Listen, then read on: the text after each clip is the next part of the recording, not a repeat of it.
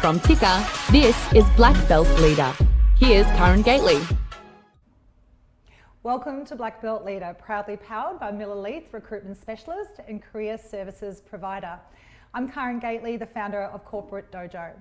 On the show today, we'll be talking about the benefits of contracting during these times of uncertainty for both employers and professionals looking for a new opportunity.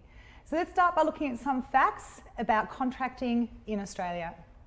According to 2019 ABS data, the industries which have the highest percentage of independent contractors were construction at 27%, administration and support services at 17%, and professional, scientific and technical services at 14%. The largest proportional increases for independent contractors from 2014 to 2019 were seen in transport, postal and warehousing at 10.7 to 13.2, and information and telecommunications of 5.7 to 9.3. What the current environment will mean for these numbers is yet to be seen. It's reasonable to anticipate an increase in demand for a flexible workforce, and no doubt that will include many freelancers, contractors, independent workers, and ultimately the substantial reshaping of the labour market and economy as a consequence. So joining us now is Joe Setti. There's a wealth of knowledge on this topic and I can't wait to hear his insights. Joe, welcome to the show. Thank you, great to be here. Great to have your expertise available to share with the group, people out there watching who are interested to understand how prevalent is this at the moment. Are there a lot of employers starting to think about that flexible workforce? So give us a bit of insight to start with what's happening. Yeah, absolutely. So obviously with the recent news around the coronavirus and the recession, the employment market takes a massive hit. Now, historically, we've found that in times like this, well, there's no such time like this, but in times of downturn, we see our permanent recruitment drop by between 50 and 60%, but the contracting and temporary workforce sort of only drops by between 20 and 35%. Yeah. Now, with the current environment with JobKeeper in place and maybe some businesses having a little bit of extra money that they wouldn't have had, we're starting to see the opening of temp roles and short-term contracts as well. Yeah. So it's been pretty steady thus far for our business. Yeah, you were saying before we came on air that life's pretty hectic for your division at the moment. Absolutely. Yeah. What are there particular types of industries that you're seeing more than others? Absolutely. And you mentioned a few of them on there. There are a few that we don't work in. So we don't work in the IT side of things, and that hasn't the tech services and IT hasn't dropped at all from what I'm hearing. But from our point of view, you saw on there the transport and logistics quite busy. Yeah. Also e-commerce. We're seeing a bunch of roles in e-commerce specifically for people that are working from home or just to lift some demand for product out there. And the best way to get to people at the moment, as you know, is through e-commerce and online. Yeah, fantastic. So with some of your client organisations, what's some of the conversations you're having to persuade them that, for example, we see a lot of organisations, everything's just on hold, that's not moved forward, but clearly that can be quite debilitating for the organisation. So what kind of conversations are you having around open-mindedness to flexible options? Yeah, absolutely. And look, the great thing is it's not a new concept to nearly every business out there. So it's all about risk for them. Most businesses, the minute April 1 came around, even late March, they shut down all recruitment. And we always knew that there were openings, and our job as recruiters and in the recruitment industry is to find leads and openings and then basically match those openings with talent. Now, once that all shuts down, the first thing that we do is we always say, well, what were you looking for prior to that, prior to the recruitment freeze or prior to any situation like this? And then we bring straight away through the, look, there's a couple of less risk options here. One being a temp, hourly, flexibility with a day's notice as well. And because the candidate market is so rich at the moment, we can turn that around really quickly and you can get a job done for a short period of time. And look, it doesn't work every time, but we're getting a good success rate, greater than normal, I'd have to say. This point. So how does an organisation like yours typically work in terms of what puts you in a position to readily be able to find the right types of people? Because obviously if I'm a business owner or an HR person thinking, okay, well, I can just put an ad out there and tap into people who are unemployed now. Absolutely. And there's a lot of people out there. What's the benefit in working with an organisation that's going to bring your services to the table? So every recruitment firm, or I should say every very good recruitment firm, should have a contracting department, and that department is not necessarily working on current active live roles. Yes. So they're talent pooling through their own networks, industry groups, and basically interviewing non-stop, so they know who's available right now, and that's a moving market. Yeah. Putting an ad up is one step in the process, but to be completely honest, and I think most businesses out there would see exactly the same thing, putting an ad up gets you who's available right now, not necessarily matched to what you need. So our contracting team of 3 basically sits there and interviews non-stop in what they feel are busy markets and busy role types. And with those kind of temp assignments, you might not often get the perfect person at the right seniority, at the right level, but you'll get a skill set that they can actually work with and get a job done in a short period of time. So that's the win with using a recruitment firm. You'll find not only the best person in the market coming off an ad, if they come from an ad, which is not necessarily or not usually the case, you'll actually find a good sector of the market already interviewed in this area if you go to the right recruitment agency with that specialisation. Yeah. So, in your experience, what percentage, and I'm asking you to kind of put a number around something that, you obviously, you may have to guess at, but what percentage of contractors or people in contracting are actually doing that because that's their chosen way of working, as opposed to, I'm out of work, I'll get a contract to keep me going with a view to being able to do something else. Because obviously one of the challenges that can come up for some prospective employers is that engagement. Is this going to be a part of my workforce that actually can passionately engage with and in our business? Yeah, look, that's a really good question, and there's a lot of different angles there as well. There's also the employer saying, for most parts, if this person works out, I'd like to keep them. How do I do that? Yeah. But to answer your question fully, the first thing is, in certain areas or certain disciplines like procurement and marketing, there are career contractors. Yeah. The procurement side for businesses or for any sort of role from a category manager up, so that's a 100k plus role, we're looking at around 30 to 40% as career contract recruiters. And the reason they do that is you get 10 to 20% more on your salary, and you get that flexibility of going on holidays where you want or when you want, as well as the fact that you got different varying work all the time. Same with marketing. Marketing's in the same position. In other industries, you tend to think mostly, not other industries, but within manufacturing, within food, within the industries that I work in, you tend to get mostly outside of those 2 areas and maybe some sales, people that are in between roles that are happy to do 6 months here, 6 months there, and they can commit and you can trust them. But obviously contracting's contracting, if perm roles out there, that's amazing. The person will have to look after their family first and foremost. And that's where organisations like us say, look, if that happens, we're going to cover you. We're going to bring somebody in quicker if we need to. It's not often, but unfortunately it's a case. Yeah, well, that's where my next question was going to be is, how often is that an issue where we get a contractor in and we're only part way through getting the job done and a perm role comes up? Do you see that much? Yeah, we do. We probably do. We probably see it 20% of the time, to be honest with you. And it's a shame, but that's the risk on the employer side as well of not being able to take someone permanently and give them a commitment. So the commitment the other way isn't going to be as strong either. So, and it's an unfortunate part of a contracting recruiter's desk is the having to re-recruit a certain role more often than the perm desk. Yeah, absolutely.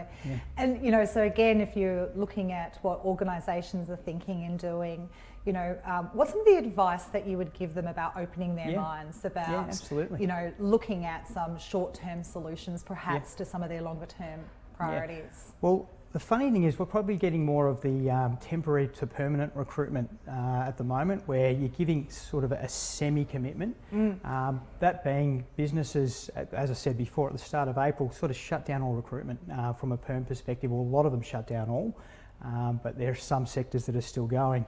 And once we got to that point where businesses we haven't got to the new norm yet. We're still in that sort of, the 5 stages of grieving. We're probably not at the acceptance stage yet. That's when the new norm comes in. Yeah. But for some businesses, that new norm has come in straight away. Businesses in food manufacturing, industrial manufacturing, where their consumers there's still demand. Yeah. The new norm came pretty quick.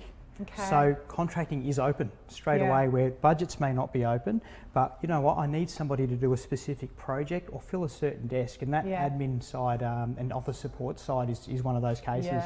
Yeah. It slowed down quite a bit, but we're starting to see some ads now. And when you say, that contract to perm as a potential, what's the main driver behind that? Is that employers wanting to wait and see, that's not commit to this person? Yes, absolutely. Or is there a bunch of employers taking advantage of their try before I buy strategy? Both. Yeah. 100% both. Yeah. You've got, you do get a lot of businesses creating new roles that are contract to perm to say, do we actually need this resource, and how is this going to free up the team? And do we need it for absolutely ongoing? Absolutely. It helps make that decision, and it may not even be this person, but if this person can prove themselves that there's a role there, and they're the one, great. Yeah.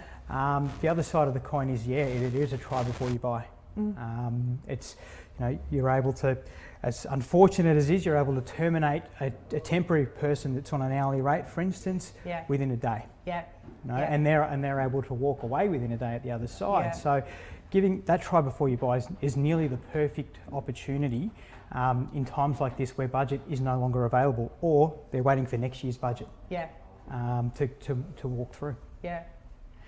Fantastic advice. Yeah. Really do appreciate that insight. Yeah. What we're going to do now is move to our WTF at Work segment.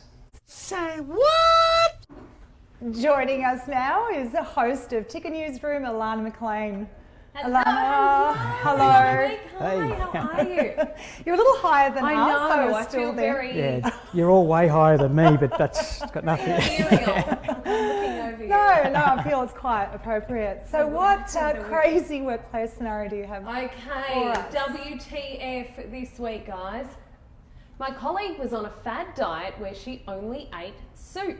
Unfortunately, her soup of choice was cabbage, and she would cook it in a crock pot on her desk, simmering it for 4 hours a day. When asked to stop cooking at her desk by HR, she responded saying, well, they should give her her own office. But she can imagine the smell. WTF. Wow. A crock pot in the office? Oh, it's such a classic example of the extent to which people are oblivious to the impacts of their behaviour on everybody else. Now, anyone who has worked in HR has had the complaints about tuna? Tuna. Oh, yeah, tuna. Oh. Our Kitchen office, smells in general. I think, when I was an in-house HR director, the pinnacle was someone decided to cook a roast for their team. Yeah. Fantastic. That's amazing. It was loaded with garlic, and the rest of the organisation was just up in arms. Yeah. So this stuff matters. No, Absolutely. look, of course it does. And I think, first of all, a crock pot on your desk. That's amazing. That is just rife with danger, isn't it? Oh, sorry, report's ruined. Got the cabbage soup on there. Oh, sorry, have to go home, burnt myself. Now, I'd like to ask the leader, did you not notice? Crazy. Sorry? I'd love to ask the leader, did you not notice?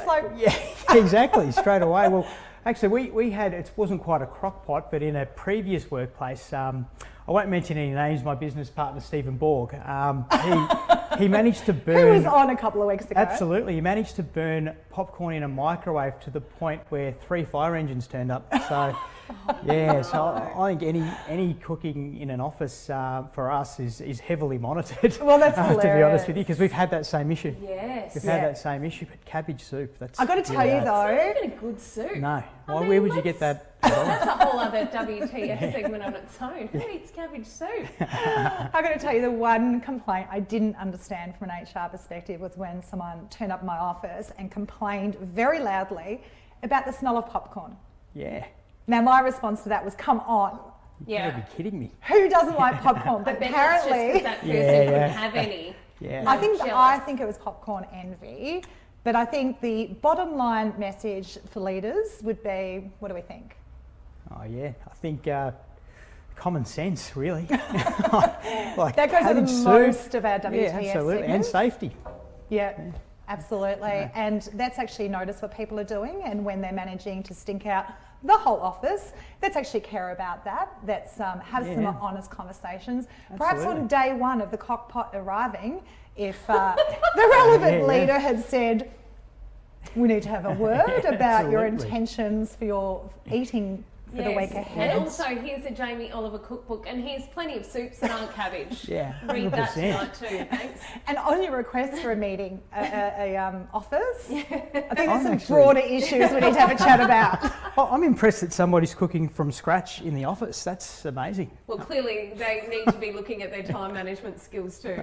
Well, isn't a crock pot, isn't the whole point you can turn it on and leave it? 4 hours. Yeah, but what are you chopping everything up there? Are you bringing it all in? I don't know. So weird. There's more questions than WTF, answers. guys. WTF. Absolutely. So if you do have people turning up in your office with stinky food, please give some consideration to the rest of the team and have some real conversations about how to be considerate. So joining us now, thank you very much to Alana, is joining Joe and I, from Sydney is Bronwyn Gladstone. Bronwyn is the contracting director at Miller Leith. So thank you, Bronwyn, for joining us via video link here. Good morning. So, Bronwyn, really keen to get your input. Obviously, we've been talking to Joe around, what's going on in the contracting world and, what are organisations doing. I want to turn our minds now to if we're talking to individuals, and some of the paths that they can go down. If something like contracting is something they're interested in exploring right now. So what would your number one bit of advice be? What should they be thinking about? Oh, look, I mean, I think for the contracting market, it's really about being agile and decisive. And for people who are looking to either go into that market coming out of a perm job, or for professional contractors, it's really about staying in touch with your network, reaching out and being really proactive in your approach.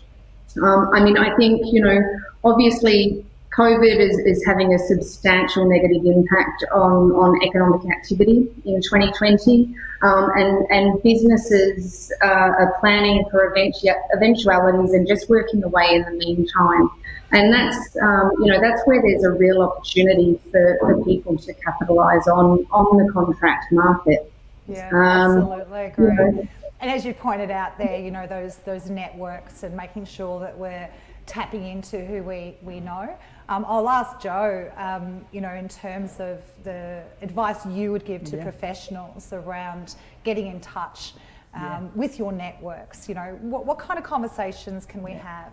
Yeah, absolutely. I mean, every single person, if I was unemployed, the first thing I'd do is every single person I've worked for or was a peer of mine in the past that I know has a good view of who I am, what I can do and what my values are, I would go straight to them and be saying to them, look, I'm looking for a new role.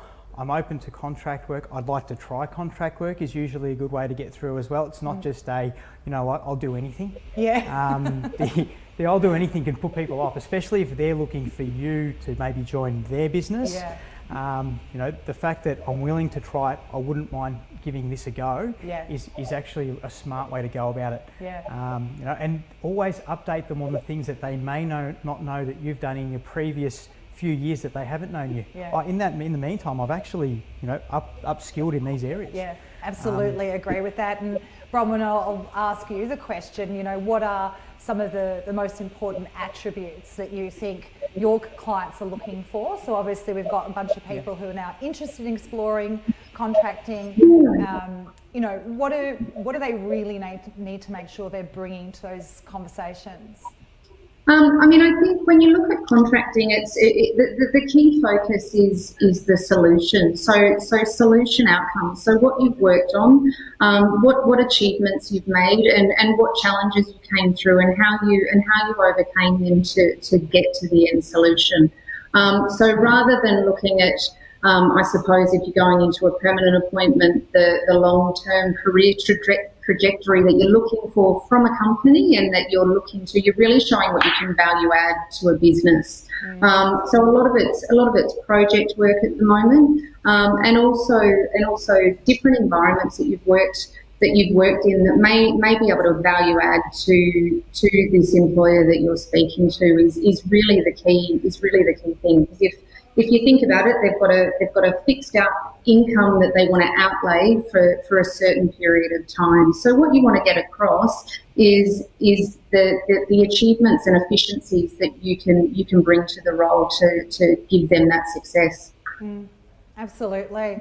And what happens if, the employer questions me as an individual about, my level of interest in the organisation and the role, or whether this is just a contracting opportunity? What should I be focused on? I think focus on both and work out, you need to know what you want to do as well. If you are a professional contractor, then it's really more project related. You're constantly upskilling, so you're bringing value to the business because you've had a broader experience. If you're someone new to contracting that's looking for that long-term opportunity, absolutely tell them that, demonstrate that interest, but also still be able to show that you can bring immediate value to the problem that they have. Yeah. And look, I think you've made a great point there, and I'll ask Joe for his response on this around, when contractors don't work out, Yes. What are some of the most common reasons? Oh, well, the first one's from an employer perspective. Employers have pretty high standards and pretty high expectations on a contractor. They need to be able to go in and do a job on the fly. Yeah, that's where my mind went as well, right? It's that ability to yeah. hit the ground running. Yeah, sometimes that's just not the case. Yeah. It's a certain type of, not just a certain type of skill that the person has in that job, it's a personality as well. Yeah. How quickly can I pick it up? How quickly can I back myself in? Do I have the experience to do Absolutely agree. and that's where we as recruiters need to know exactly what to find or how to find that kind of person for that kind of role. Yeah. Yeah, and Bronwyn, let's get your insight to that as well. When you have unhappy clients because of contractors, what are some of the things that you most often hear? It looks similar to what Joe's just said. It's really whether they're able to deliver on the project objective that they've been engaged to achieve. Yeah. And so that also comes down to making sure from our side that we're getting a really clear brief. If we're providing talent to step into this role, and also for the business to have a really clear objective of what they're looking for, so that we can make that match. And if those two pieces are done well, then you're less inclined to have the issue of it not working out from a skill point of view. The other issue sometimes can just be from a personality and cultural fit, which you can do everything you can, but sometimes it's not until people are on the ground that whether or not there's going to be any clashes there. And that takes me back to a significant or a big example of that, in fact, where as an in-house HR director, my expectation or encouragement to the leadership team was always that we don't compromise culture just because we're looking to recruit a temporary member of our team. And I will never forget it. I met a contractor who'd been brought into the IT team as a woman, as a self-defense instructor. My immediate reaction was, this is not okay, in terms of the vibe I was feeling, the glances, the looks made me feel uncomfortable. And I immediately put the head of that department on notice that I have grave concerns about this individual's alignment. The natural common response was, oh, they're just a contractor, they're not going to be here for long. And a week into that arrangement, we had a staff function, and this individual made a beeline to one of the young women and proceeded to sexually harass her quite openly. And, it was a big lesson to the whole organisation. We never compromise. Yeah. We don't care if they're here short term. if they're not someone that brings respect and decency and alignment with our values, they can't be here. Yeah. So, to what extent, do you guys see this in terms of where I'm going with this is helping the individual to understand that turning up your best self does actually matter? You're not just there for a short term, so it'll be all right. And I'd like to sort of think, with the high rate of professional contractors that are in the market, a lot of them realise this because their contracts end and their reference comes from the last role that they were in.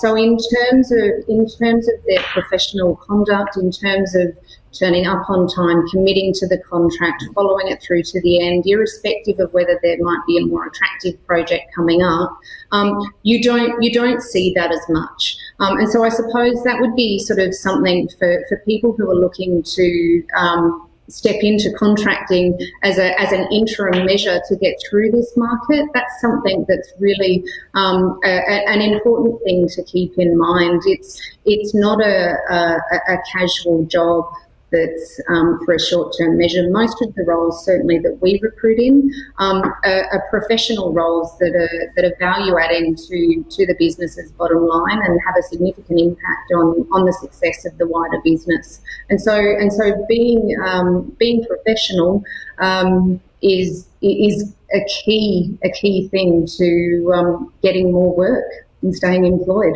Beautifully said. Well, thank you, Bronwyn and Joe, for your contribution to our show today. Greatly appreciate, Joe, you making your way into the office, the studio, and obviously, Bronwyn, to you joining us via video. So hopefully you took some great advice from our team here on how you can leverage contracting, both as an employer and an employee through this time. If there are topics you would like us to explore, please get in touch via our website, corporatedojo.com, or any of our social media channels. And remember, you choose. Will you be an ordinary or an awesome leader of people? There are now more ways to watch Ticker. Download our apps for Apple and Android devices. We're live on Twitter and YouTube Live. And you can catch us on Amazon Alexa and Google Home. Head to the Ticker website for more. Our partner Miller Leith was founded in 2012 and over the past 7 years has carved out a name synonymous with true partnerships and quality outcomes. You may know them by their blue couch logo, it's catchy. Based in Melbourne and Sydney, their focus has always been centred around true partnership with industry sectors and job groups, where they have key expertise such as FMCG, retail, supply chain, engineering, quality, sales and marketing, HR and business support.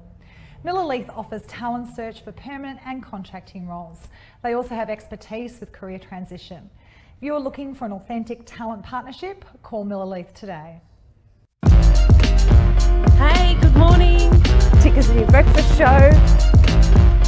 Well, most of the time in the morning, I annoy people. I think Ben is so fabulous. He is wild, he is warm, he is witty. The first time I met Alana, I realised I wanted to have a drink with her. You never know what's going to come out of his mouth. Kick off your morning with Ticker Jumpstart. We are playing in uncharted territory. This preparation takes me all night. It doesn't matter how long I take, because Ben will always take longer. Ticker Jumpstart with Benjamin Norris and Alana McLean. You're going to get some different stuff with us and we're going to be unapologetic for it.